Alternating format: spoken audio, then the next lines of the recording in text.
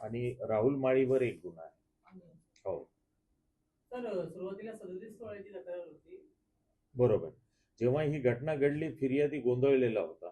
नंतर दुसऱ्या दिवशी त्याने पुन्हा घरात जाऊन सगळे दागिने चेक केले. नंतर त्याला लक्षात आलं की त्याचं ब्रेसलेट सुद्धा गेलेलं आहे.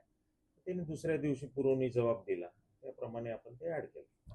एकंदरीत पाहिलं तर फिल्मी स्टाईल सारखा बेसिकली त्याच्या मित्राचाच हा प्लॅन होता. त्याचं इंट्रोगेशन मध्ये त्यांनी सांगितलं की एवढे सारे दागिने बघून त्याला माझी नियत बदलली, हे त्याचे शब्द आहेत. आणि मग त्याचं बऱ्याच दिवसापासून त्याच्या मनात हे चालू होतं. आणि मग शेवटी त्यांनी ते नातेवाईकासोबत शेअर केलंय, राहुल माळीसोबत, आणि तो तयार झाला. पुढचा प्रकार केला त्याने. ज्यावेळी त्याचा विश्वास होता मित्रांवर, त्यामुळे तर हा प्रकार घडला ना. म्हणजे त्यांना आधी तर पटतच नव्हतं की मित्रांपैकी कोणी असेल. त्याची विनंती होती की पोलिसांनी त्रास देऊ नये, म्हणजे विचारणा करू नये. नंतर सगळं निष्पन्न झालं. सर याच्यामध्ये नाही, बाकीच्या लोकांचा तर काही सहभाग आम्हाला आढळलेला नाही. उलट आपण जेव्हा त्यांच्या नातेवाईकांना सांगितलं हा सगळा प्रकार, त्यांनी पण प्रयत्न केला त्यांना शोधून पोलिसांकडे देण्याचा.